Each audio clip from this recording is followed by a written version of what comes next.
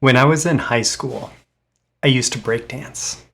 And during the lunch hour, me and a group of other breakdancers, we would sneak off to this corner of the school where we largely wouldn't get interrupted. It was at the bottom of the stairs going down to the basement and the shop area of our high school.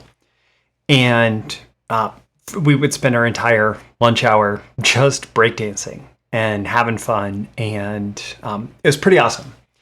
Anyways, the reason I bring this up is because one of the guys there that was a breakdancer was actually also a really good rapper, like just really, really impressive.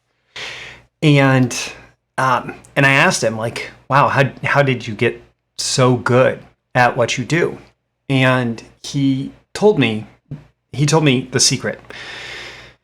And his secret to becoming a good rapper was that he memorized all of his heroes, all the rappers that he admired. He memorized all of their songs and their performance nuances, and he rapped along in their style to their tracks. He practiced to internalize their style to perform their work. And so he would do that with one group or one person, and then he'd do that with another, and then he'd do that with another, and he'd do that with another.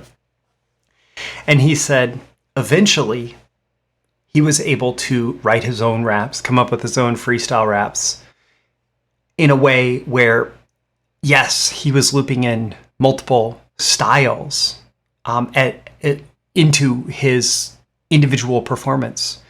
But he didn't sound like this person or this person or this person or this person. He sounded like him.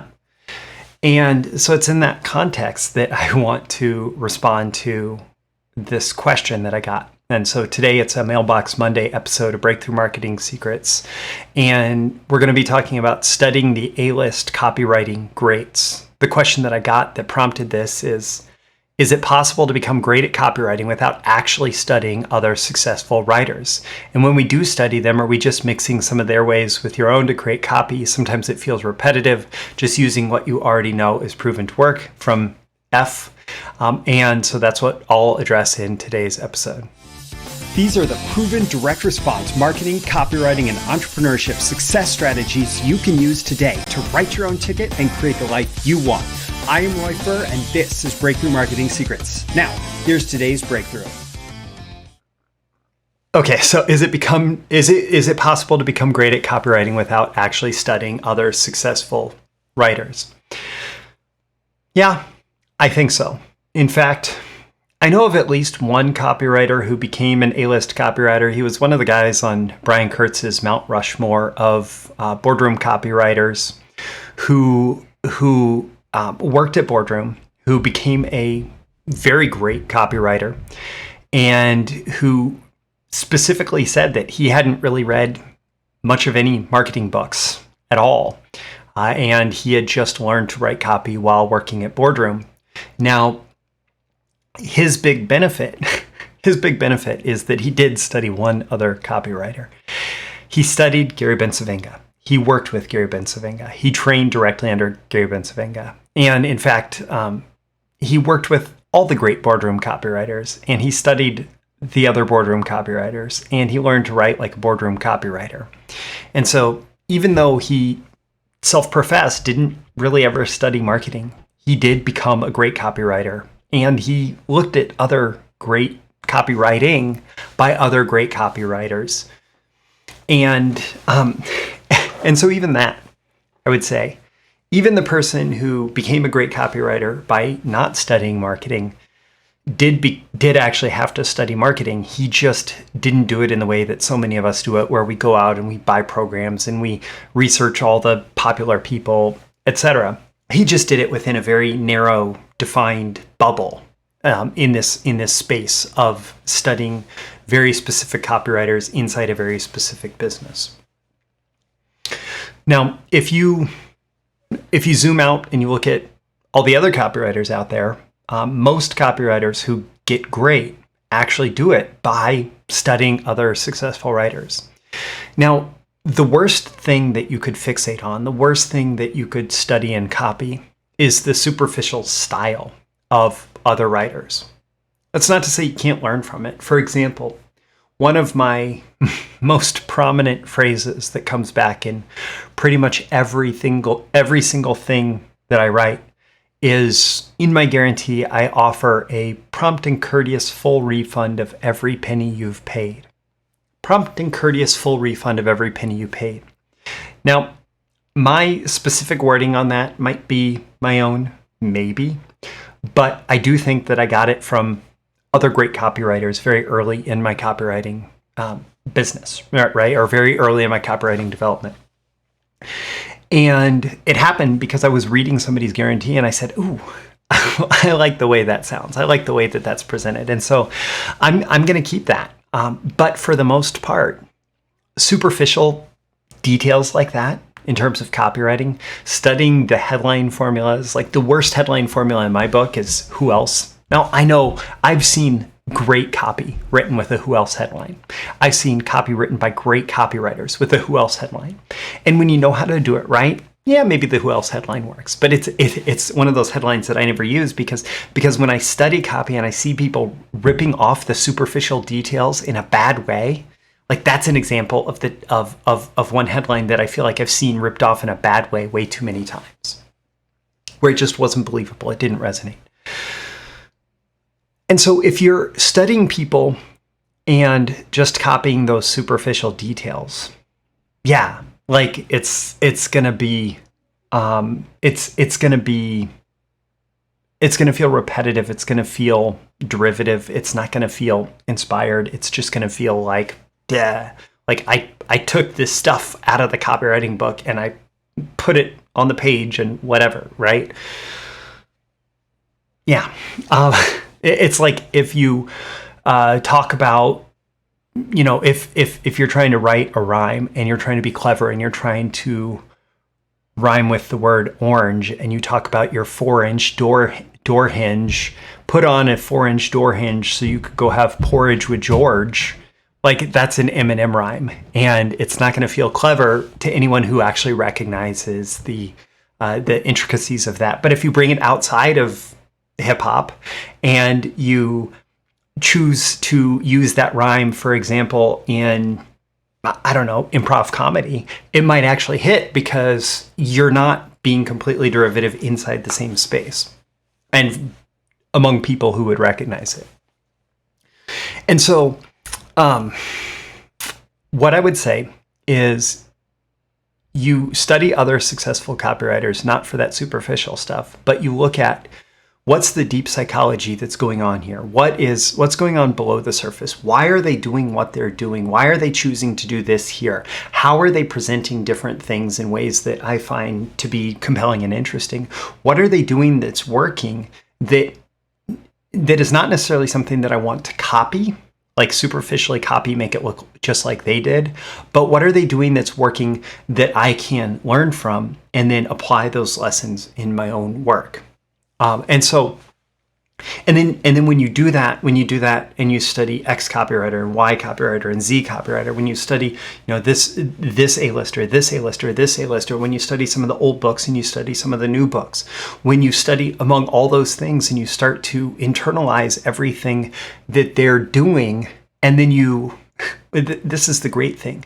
When you internalize the lessons, but then forget them as you are creating your own marketing, as you're writing your own copy, that's when you actually end up coming up with something that feels original. Now, one thing that's going to happen is it's always going to feel repetitive to you, especially when you get down to the elements of the copy that are like presenting an offer. Presenting an offer, if I'm spending, I don't know, let's say 40 hours writing a particular promotion, and the actual writing time is 40 hours. I'm writing the offer in like 6 hours or less.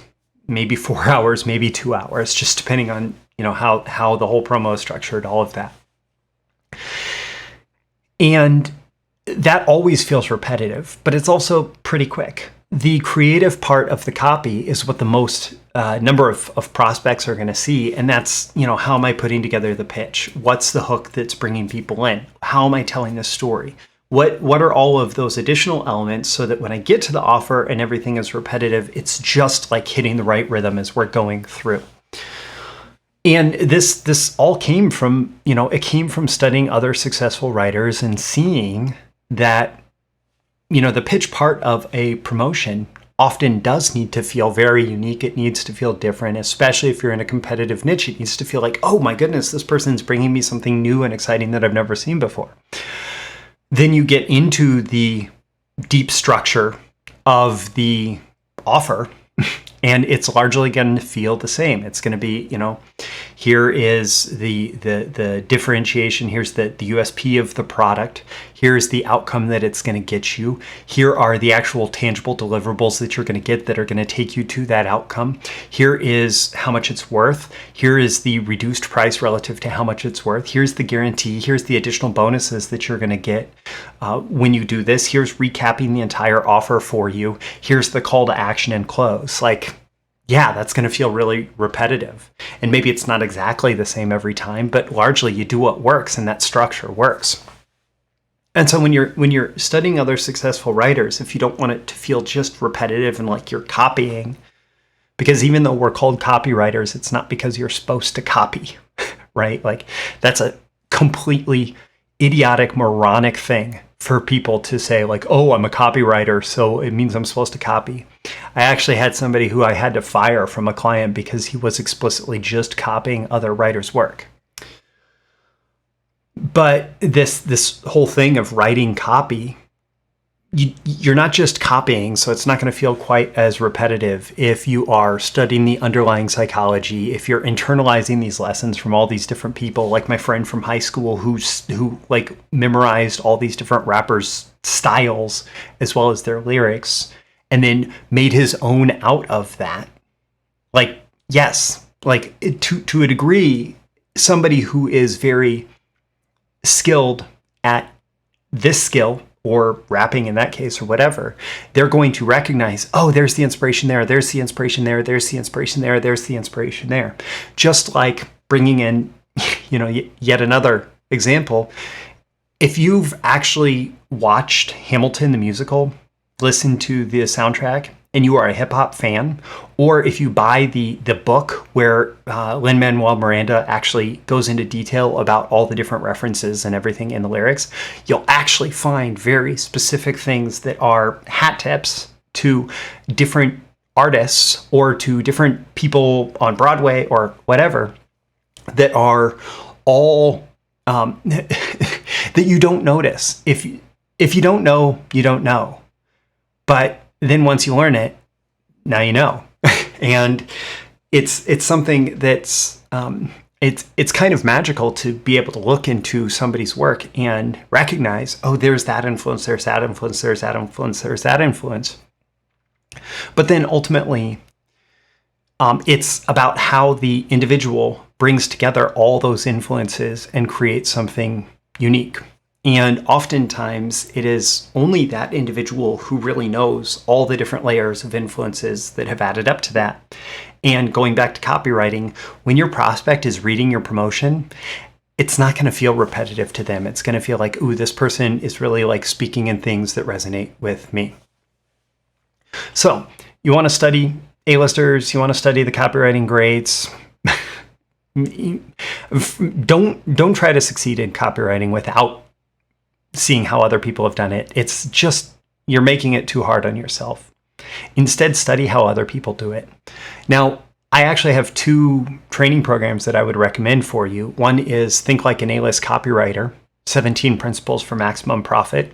And that's just me going through all those like foundational principles that A-list copywriters follow that are very, very, very deep underneath all the decision making.